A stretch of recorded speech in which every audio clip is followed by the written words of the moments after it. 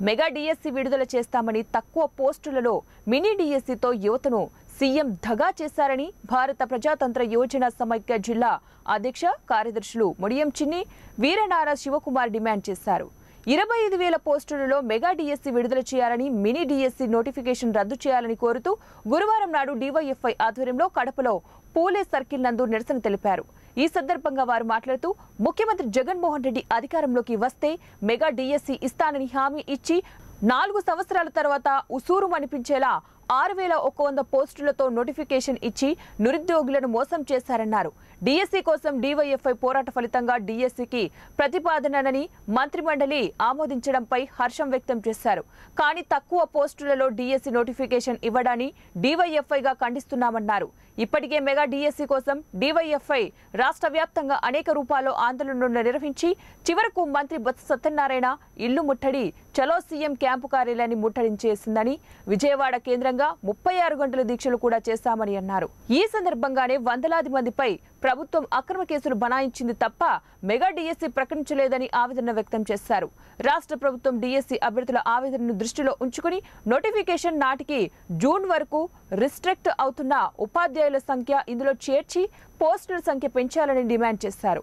రాష్ట్ర ప్రభుత్వం కొత్తగా 2 ఏళ్లు అప్రెంటిస్ విధానాన్ని తీసుకురావడం ఏమిటని ప్రశ్నించారు. ఇది ఎప్పుడు రద్దు చేశారని, తిరిగి అప్రెంటిస్ విధానాన్ని తీసుకురావడం సరికాదన్నారు. 25,000 ఉపాధ్యాయ పోస్టులు ఖాళీగా ఉంటే 6,100 పోస్టులు భర్తీ అనడం నిరుద్యోగులను మోసం చేయడమే. 4 సంవత్సరాల నుంచి 10 లక్షల మంది అభ్యర్థులు నోటిఫికేషన్ కోసం ఎదురు చూస్తున్నారు.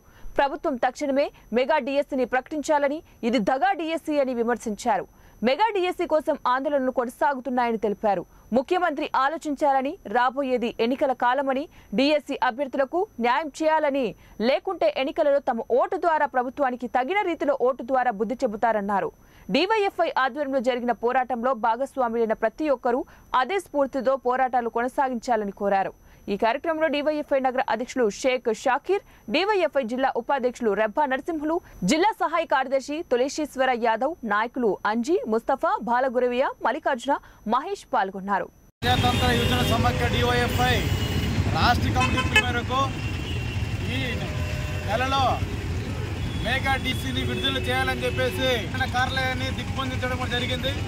అదేవిధంగా సీఎం జరిగింది.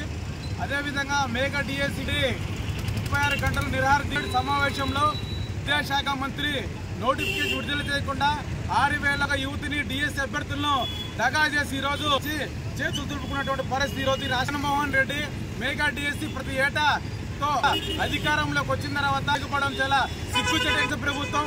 ఏదైతే మెగా డిఎస్సి ఇస్తాంలో దాదాపు 6 డిఎస్సి నోటిఫికేషన్ కోసం ఈ రాష్ట్రంలో 25,000 మంది పోస్టు భర్తీ చేయాల్సింది రాష్ట్ర ప్రభుత్వం.